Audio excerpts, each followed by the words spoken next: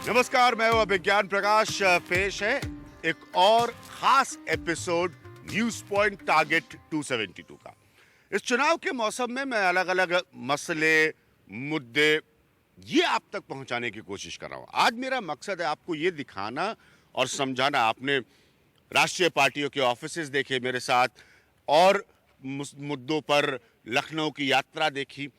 आज मेरा मकसद है ये आपको समझाना कि इस देश में सत्ता, वाकई गवर्नेंस कैसे चलती है। अल्टीमेटली आप किस बात पर रिएक्ट करते हैं? आप रिएक्ट इस बात पर करते हैं कि सरकारों से जो आपको अपेक्षाएं होती हैं, उम्मीदें होती हैं, उस पर वो खरी नहीं उतरती। इसी को हम लोग चुनावी जबान में एंटी इनकम्बेंसी भी कहते हैं कि सरकार के खिलाफ एक मूड पैदा हो जाता है, चाहे वो केंद्र में हो चाहे वो राज्य में हो।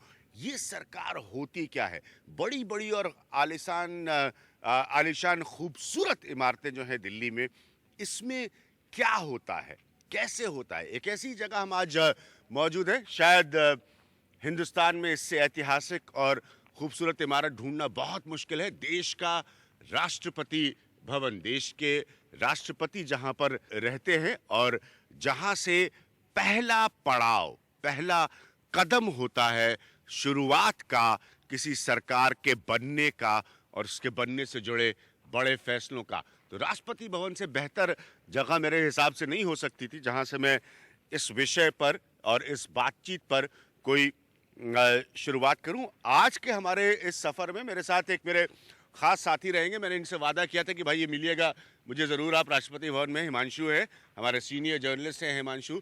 ये हमारे चैनल के लिए गवर्नमेंट को देखते हैं, कवर करते हैं, उसकी नीतियां, उसकी पॉलिसीज़, उसके बदलाव, उसके फैसलों पर नज़र रखते हैं। मेरी भी बड़ी सारी दिलचस्प यादें हैं राष्ट्रपति भवन की, एक पत्रकार के लिए हमेशा होती है अगर आपने सियासत एक लंबे सफ़र में देखी है। हिमांशु के पास भी बड़ी दिलचस्प यादें। लेकिन हिमांशु से कुछ भी कहने से पहले मैं आपको दिखा दूं कि ये वो कोर्टयार्ड है, ये वो बड़ी सी जगह है। रवि दिखाएंगे आपको। इसके आगे आप देख रहे हैं ये खूबसूरत हिस्सा जिसमें कि आगे जाकर नॉर्थ ब्लॉक और साउथ ब्लॉक दोनों सामने आता है। अक्सर आप टेलीविज़न की तस्वीरों में देखते होंगे कि कैसे नेता, जब भी कोई डेलीगेशन होता है नेताओं का या कुछ भी होता है, वो किस तरह से यहाँ से निकल कर आते हैं। ये वो जगह है। ये दो तोपें यहाँ पर लगी हुई हैं, इसके बगल से वो दरवाज़ा है, यहाँ से निकल कर आते हैं। अक्सर आप टेलीविज़न की खबरों में ये तस्वीरें देखते हैं। ऐसे ही एक बड़ी दिलचस्प घटना है जिसके बारे में हिमांशु आपको बताएंगे। ये घटना 2004 की है। 2004 में कहने की ज़रूरत नहीं है कि सभी लोग, मैं हमेशा कह चुका हूँ कि कमाल की जीत थी सोनिया गांधी के लिए। इंडिया शाइनिंग की करारी हार बीजेपी सोचती भी नहीं थी, कांग्रेस नहीं सोचती थी कि उनकी सरकार आएगी, और उसके बाद पूरी उम्मीद बनी कि सोनिया गांधी प्रधानमंत्री बनेंगी। लेकिन ऐसा भारतीय सियासत के इतिहास में नहीं हुआ। आगे क्या हुआ और कैसे हुआ राष्ट्रपति भवन में, हिमांशु बताएंगे। हिमांशु, मई का महीना 2004 जी। और बहुत अनिश्चितता थी उस वक्त। हाँ। किसी को विश्वास नहीं था, जैसा आपने कहा, कि बीजेपी चुनाव हार जाएगी, और कांग्रेस को करीब 8 सीटें ज़्यादा मिली थी बीजेपी से, और तस्वीर साफ नहीं थी कि कोई एक कोएलिशन कांग्रेस ने नहीं बनाया था जिसके पास कि अपना नंबर हो। तो 3 दिन तक राष्ट्रपति कलाम ने अपनी किताब में ये खुलासा किया कि 3 दिन तक वो इंतज़ार करते रहे कि कोई नेता उनके पास आएगा या कोई कोएलिशन उनसे समय मांगेगा सत्ता में नया सरकार बनाने का दावा पेश करने के लिए। और उस वक्त आपको याद होगा कि सोनिया गांधी प्रधानमंत्री बनेंगी नहीं बनेंगी, इसको लेकर बहुत राजनीति हुई और बहुत राजनीतिक हंगामा हुआ था, और ड्रामा करीब 3 दिन तक चला था। और कलाम साहब ने लिखा है कि वो तैयार थे, उन्हें ये उम्मीद थी कि सोनिया गांधी आखिरकार प्रधानमंत्री बनेंगी। लेकिन इसी जगह पर मुझे याद है कि मई 2004 में सोनिया गांधी पहली बार मनमोहन सिंह को लेकर आई, और हम ठीक यहाँ पे खड़े थे। एक बहुत बड़ा जमावड़ा मीडिया का यहाँ पर था, और किसी को उम्मीद उस वक्त नहीं थी कि आखिरकार सोनिया गांधी पार्टी के दबाव को रिजेक्ट करेंगी कि उन्हें खुद प्रधानमंत्री बनना है, और मनमोहन सिंह को प्रधानमंत्री बनाना है। मीडिया का किस तरह का रिएक्शन था मनमोहन सिंह को देखकर? खबरें तो हल्की हल्की आने लगी थी, मुझे अच्छी तरह याद है कि हाँ, मनमोहन सिंह हो सकते हैं वो नाम जो सोनिया गांधी रेकमेंड करें। देखिए, मुझे लगता है करीब देर रात का वक्त था, 7-8 बज रहे होंगे, और जब वो सोनिया मनमोहन सिंह को लेकर बाहर आई, तो मनमोहन सिंह उस वक्त एक प्रधानमंत्री बनेंगे ऐसा किसी ने नहीं सोचा था। वो राज्यसभा में विपक्ष के नेता जरूर थे, एक टॉल कांग्रेस लीडर थे, लेकिन प्रधानमंत्री होंगे या सोनिया गांधी उनको लेकर को नॉमिनेट करेंगे यहाँ पर प्रधानमंत्री के तौर पर यूपीए की तरफ से, इसका अंदाज़ा हमें बिल्कुल नहीं था। और जब पहली बार सोनिया गांधी आई, उन्होंने कहा कि ये हमारे प्रधानमंत्री होंगे, मुझे व्यक्तिगत तौर पर मुझे याद है कि बिल्कुल विश्वास नहीं हुआ। I'm very happy. I think our country will be safe in Dr. Manmohan Singh's hands. Manmohan Singh को एक एक्टिव पॉलिटिशियन नहीं मानते थे। आपको याद होगा कि वो सही एक बात है, वो चार्ज ब्यूरोक्रेट के उनके तौर ऊपर अभी पे- तक लगता है कि वो जी। सियासी व्यक्ति नहीं है, सियासी नहीं है। एक जी। अफसरशाही से प्रभावित व्यक्ति सही। है। अभी तक मनमोहन सिंह पर चार्ज लगता है। जी, और उस वक्त मनमोहन सिंह बहुत ज़्यादा एक्टिवली पॉलिटिक्स में भी इन्वॉल्व नहीं होते थे। सोनिया गांधी के मन में ये बात ज़रूर रही होगी कि एक ऐसे व्यक्ति को उन्होंने प्रधानमंत्री बनाया जिसकी क्रेडिबिलिटी उस वक्त बहुत ज़्यादा थी। एक क्लीन छवि का आदमी जो एक टेक्नोक्रेट था, प्रधानमंत्री रह चुका था और एक आर्थिक संकट से उबारा था उसने देश को। तो एक बहुत ही नेशनलिस्ट पॉलिटिशियन जो टेक्नोक्रेट था, उसको उन्होंने प्रधानमंत्री बनाया। मैं एक अब आपको दूसरी बड़ी दिलचस्प बात बताता हूँ। जैसे हम लोग धीरे धीरे बढ़े उस तरफ जहाँ पे मैंने बताया ना, लोग आके बयान देते हैं, डेलीगेशंस होता है मिलने के बाद। अब दूसरी बड़ी दिलचस्प बात है कि भारतीय सियासत में राष्ट्रपति की भूमिका का एक बहुत बड़ा इतिहास है। उसमें आज हम नहीं जाएंगे। उस पर तमाम विश्लेषकों ने किताबें लिखी हैं, बहुत कुछ लिखा गया है, कहा गया है, लेकिन इसमें भी कोई दो राय नहीं है कि बहुत बड़ी अहमियत है जो भी चुनाव के बाद की तस्वीर होगी इस जगह की, इस प्रांगण की, इस प्रेमाइस की, राष्ट्रपति भवन की, कि क्या होगा, क्या सोच रहे हैं राष्ट्रपति। हिमांशु ने एक बड़ी दिलचस्प जानकारी दी, मुझे कुछ देर पहले बता रहे थे मैं कि हिमांशु, जो सर्वेज वगैरह आ रहे हैं, जो ओपिनियन पोल आ रहे हैं, तो इस पे बराबर राष्ट्रपति भवन में नजर रखी जा रही है। हाँ, निश्चित तौर पर, क्योंकि आपको नहीं भूलना चाहिए कि राष्ट्रपति भवन में ही हाँ। सबसे पहले जो भी कोएलिशन जिसको कि सबसे ज़्यादा जिसके पास सांसद होंगे, उनकी तरफ से नई सरकार बनाने का दावा पेश करने के लिए। तो ठीक है, मतलब मूड क्या है, माहौल क्या है। निश्चित तौर पर एक ऐसी तस्वीर उभर रही है कि राष्ट्रपति जो है प्रणब मुखर्जी, उनकी भूमिका भूमिका और अहम भी होगी। ज्यादा अहम होगी, और मुझे लगता है कि उनको भी तैयार रहना होगा। जो नई तस्वीर मीडिया में दिखाने की कोशिश की जा रही है ओपिनियन पोल और ओपिनियन सर्वेस की के जरिए, इतिहास के पन्नों के जरिए ये बात बिल्कुल स्पष्ट है कि कैसे बहुत अहमियत रखती है राष्ट्रपति की भूमिका। हमेशा से ये देखा गया है कि किस तरह से उनकी राय, उनकी ओपिनियन बहुत अहमियत रखती है। ये तो खैर 16 मई के बाद की स्थिति है, इस पर अभी उतना सोचने की ज़रूरत नहीं है। लेकिन हम जो बताने की कोशिश कर रहे थे कि जो सिलसिला यहाँ से शुरू होता है, ये वो जगह है जहाँ पर आपके देश के सारे मंत्रियों को शपथ दिलाई जाती है।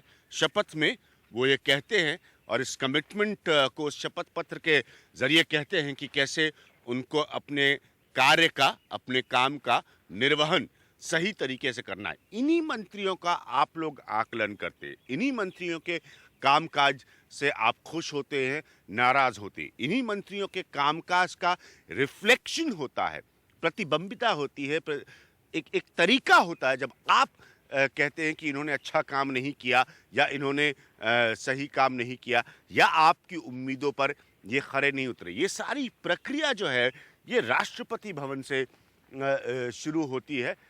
सबसे बड़ा और ख़ूबसूरत प्रांगण मेरे हिसाब से, मैंने संसद भी बहुत सालों कवर की है, उसकी भी इमारत बेहद खूबसूरत है अंदर से। अगर रवि थोड़ा सा घूम कर दिखाए तो मैं आपको समझा सकूंगा। थोड़ा सा अगर हम इस तरफ की आए तो आप देख रहे हैं कि ये वो बड़ा सा प्रांगण है, ये नॉर्थ ब्लॉक है। ये दो जो गुंबद आपको नज़र आ रहे हैं, ये देश चलाने के दो बड़े हिस्सों का हिस्सा है। मेरे बाएं तरफ जो है वो नॉर्थ ब्लॉक है जहां पर गृह मंत्रालय होता है, वो सब भी आपको मैं दिखाऊंगा। और मेरे दाहिनी तरफ जो है वो साउथ ब्लॉक है। साउथ ब्लॉक में जो सबसे अहम और सबसे इम्पोर्टेंट ऑफिस है वो खुद प्राइम मिनिस्टर्स ऑफिस है, प्रधानमंत्री का कार्यालय है। ये आप दोनों देख रहे हैं, बहुत स्पष्टता से आपको दिख रहा है, ये बहुत भव्य है। ये दिल्ली के सबसे खूबसूरत हिस्सों में है, इसमें तो मुझे कोई संदेह नहीं है। सालों से इस भव्यता को मैं देख रहा हूँ। और अगर यहाँ से रवि ठीक घूमे रवि यहाँ से, तो अब आप देख सकते हैं इस इमारत के सामने के तरफ की भव्यता आप देख सकते हैं। हमारा तिरंगा लहरा रहा है इस गुंबद के ऊपर। राष्ट्रपति भवन के लोग आते हैं यहाँ पर, कुछ लोगों को आप देख रहे हैं तस्वीर खिंचवाते हुए। बहुत भव्य है ये, बहुत खूबसूरत है। बाकी के हिस्से भी मैं आपको दिखाता हूँ। Where are you from? Kerala. Kerala. Okay. Have you ever seen this building earlier? Yes, I have. I visited. It's the second time I visited. Actually, Okay. What does it remind you of? Anything? actually my childhood. Okay. My father used to work for a previous president here, so I've been Okay. here as a child. But every time I have family friends visit, Okay. I like to bring them here. I think it's a great introduction to India. You know. A quick word. You from? Thailand. Okay. Have you ever been? Obviously, you're seeing this for the first time. Yes, and today is actually my first day in India. Oh, lovely. How do you feel about this majestic building? Very beautiful, very intriguing. Very Like beautiful. all the architecture details, even on the carpet, on the door. Yeah. It's very inspiring. Thank you so much. Thank you guys. Thank you. तो लोग जो आते हैं, मैंने कहा ना कि बड़ा भव्य है, बहुत खूबसूरत है, ऐतिहासिक है। हर चीज़ का मिश्रण आपको राष्ट्रपति भवन में मिलता है और सत्ता की शुरुआत का पहला कदम है, इसीलिए ये राष्ट्रपति भवन है। बाकी हिस्सों को भी हम आपको दिखाते हैं राजपथ से होते हुए। चलिए, हिमांशु जी हमारे साथ है, सफर को आगे बढ़ाया जाए। सत्ता के केंद्र कैसे कैसे चलते हैं ये दिखाया जाए आपको चुनाव के मौसम में।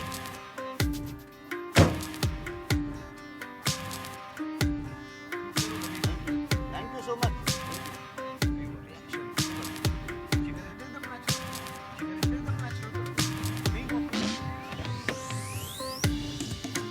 जैसे मैंने आपको बताया था कि ये देख रहे हैं आप यहाँ पे बिल्कुल क्लियर आपको लिंक स्टैब्लिश कर रहा हो। ये थोड़ी टीवी की ज़बान बोल रहा हूँ आपके साथ। तो आप देख रहे हैं ये राष्ट्रपति भवन है। अब हम लोग इस आलीशान सड़क पर आ गए। ये क्या है? ये राजपथ है। ये तो स्वाभाविक है कि ये सड़क जो जाती है यहीं पर आप भव्यता देखते हैं हमारे प्रजातंत्र की, हमारे डेमोक्रेसी की। ये राजपथ है। अब मेरे बाएं हाथ पे, जैसे मैंने आपको पहले बताया था, ये है नॉर्थ ब्लॉक। नॉर्थ ब्लॉक आप देख सकते हैं। इसमें जो है वित्त मंत्रालय होता है, इसमें गृह मंत्रालय होता है, दो बहुत अहम मंत्रालय। अगर रवि ठीक आहिस्ता आहिस्ता पीछे जाएंगे और मुड़ेंगे और दूसरी तरफ का आपको दिखाएंगे तो भी बहुत स्पष्ट हो जाएगा। और ये जो आपको हरे हरे पेड़ नजर आ रहे हैं, इनके पीछे की जो इमारत है ये देश का प्रधानमंत्री कार्यालय है, प्राइम मिनिस्टर ऑफिस है। और ये जो आप देख रहे हैं ये साउथ ब्लॉक की प्राइम मिनिस्टर ऑफिस की इमारत के बगल में ये देश का विदेश मंत्रालय है, फॉरेन मिनिस्ट्री।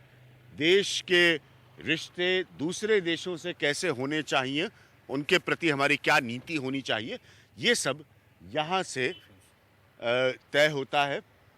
विदेश मंत्रालय से अगर आप थोड़ा सा आगे बढ़ेंगे, बहुत ज़्यादा दूरी की ज़रूरत नहीं है। देख सकते हैं आप वहाँ पर फौजी और जवान जो है वो निकल कर आते हुए। यहाँ पर आप देख रहे हैं बाकी सुरक्षा कर्मी।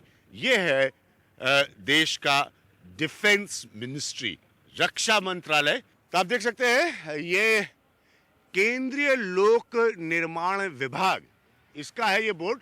साउथ ब्लॉक बड़ा बड़ा लिखा हुआ है। आइए सड़क पार किया जाए और सड़क पार करके आहिस्ता आहिस्ता ताकतवर वाहनों का ध्यान रखते हुए, ताकतवर इसलिए क्योंकि अक्सर इस सड़क पे जो वाहन चलते हैं उसमें बड़े ताकतवर लोग बैठते हैं। मेरे जैसे लोगों के वाहन नहीं चलते सड़क पे।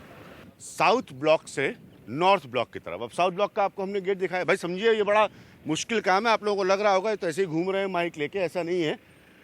ये जो गाड़ी खड़ी हुई है यहाँ पर भी आप देख सकते हैं, ये लाल रंग का नॉर्थ ब्लॉक का गेट है। और वहाँ सर आप देख सकते हैं ये सब बड़ी खूबसूरत बहुत पुरानी इमारतें हैं। हिमांशु, एक चीज़ पूछना चाहूँगा, तकरीबन कितने लोग यहाँ पर काम करते होंगे भारत सरकार की तरफ से? अब बहुत ऐसा सारे आंकड़ा नहीं है। देखिए इसको तो 4 मंत्रालय हैं यहाँ पे, गृह मंत्रालय, रक्षा मंत्रालय, विदेश मंत्रालय और फाइनेंस मिनिस्ट्री, वित्त मंत्रालय। और निश्चित तौर पर हज़ारों लोग यहाँ पर काम करते हैं। और बहुत महत्वपूर्ण है कि सरकार अपने आप में एक सत्ता का केंद्र माना जाता रहा है। और ये जगह जहाँ पर हम अभी खड़े हैं, ये सत्ता का जो केंद्र है उसका भी एक न्यूक्लियस है यहाँ पर। मुझे लगता है एक वरिष्ठ केंद्रीय मंत्री ने मुझे एक बार कहा था कि मेरे लाइफ का एम्बिशन है कि मुझे नॉर्थ ब्लॉक या साउथ ब्लॉक में काम करने का मौका मिले। तो अगर कोई देश का शिक्षा मंत्री है या पेट्रोलियम मंत्री है या कानून मंत्री है, उसकी भी मन में एक इच्छा होती है कि अगर मैं प्रधानमंत्री ना बन पाऊँ तो अगर सरल शब्दों में कहें कि जैसे 10 डाउनिंग स्ट्रीट मैंने देखा है लंदन में, या व्हाइट हाउस है वाशिंगटन में ये जो सत्ता के बड़े केंद्र हैं, तो उसी तरह से नॉर्थ ब्लॉक और साउथ ब्लॉक है हमारे लिए। जी, निश्चित तौर पर न सिर्फ पॉलिटिशियंस के लिए जैसा मैंने कहा, एक केंद्रीय मंत्री ने कहा था कि मेरे लाइफ का एम्बिशन है कि मुझे नॉर्थ ब्लॉक या साउथ ब्लॉक में काम करने का मौका मिले, बल्कि जो ब्यूरोक्रेसी है, इंडिया की टॉप ब्यूरोक्रेसी यहाँ से काम करती है। मतलब आप ये कह सकते हैं कि वित्त मंत्रालय, रक्षा मंत्रालय, गृह मंत्रालय और विदेश मंत्रालय, विदेश नीति, रक्षा नीति और वित्त नीति जो है भारत की, वो यही फॉर्मुलेट होती है। तो जो टॉप ब्यूरोक्रेट्स हैं, उनका भी एम्बिशन होता है कि उनको इस जगह पे महत्वपूर्ण ओहदों पर काम करने का मौका मिले। जो पॉलिटिशियंस हैं, उनका एम्बिशन होता है कि उनको लाइफ में एक बार इस जगह पे काम करने का मौका और साहब जब वो ठीक से काम नहीं करते तो देश नाराजगी दिखाता है और वो नॉर्थ ब्लॉक साउथ ब्लॉक से बाहर हो जाते हैं। निश्चित तौर पर, और इस बार भी ऐसा ही कुछ मूड बनता दिख रहा है। हाँ, तो ठीक है। अब आप यहाँ पर भैया, आप ये मोबाइल से कुछ खींच रहे थे? नहीं, वो अपना ऐसे घूमने। अच्छा, कहाँ से आए हो? मैं तो मयूर विहार से आया हूँ। मयूर विहार से आए हो, क्या करते हो? स्टूडेंट हूँ। अच्छा, स्टूडेंट हो। क्या पढ़ते हो, कहाँ पढ़ते हो? अब मैं तो पटना में रहता हूँ, ऐसे टूर पे आया हूँ। अच्छा, ऐसे टूर। कुछ पता है नॉर्थ ब्लॉक साउथ ब्लॉक के बारे में, यहाँ क्या होता है? नहीं, अभी तो कुछ ऐसा पता नहीं है। कुछ ऐसा पता नहीं ना। देखिए, नौजवान को नहीं पता है, इसलिए मेरी जिम्मेदारी बनती है नौजवानों के प्रति इनको बताने की। कहते हैं कि अफसरशाही के हिसाब से भारत में 7 बहुत महत्वपूर्ण लोग होते हैं। तो यहाँ पर बैठकर हम और हिमांशु जी अपनी गैर सरकारी पंचायत लगाएंगे। आप कहीं मत जाइए, आप देख रहे हैं न्यूज़ पॉइंट टारगेट 272 मेरे साथ यानी कि अभिज्ञान प्रकाश के साथ।